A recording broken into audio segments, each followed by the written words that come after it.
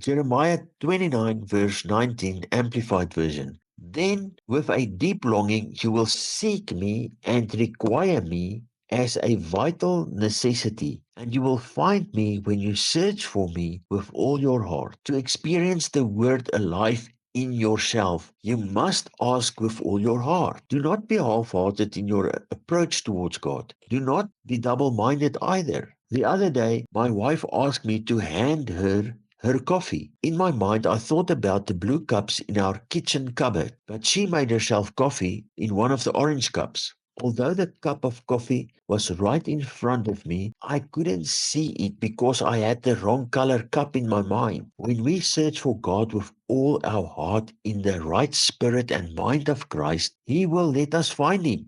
He was right in front of us, in our hearts, all this time. We just couldn't see Him because our motives were ours still and not His. When we search for Him with our whole heart, at that point it is all about Him and nothing of ourselves.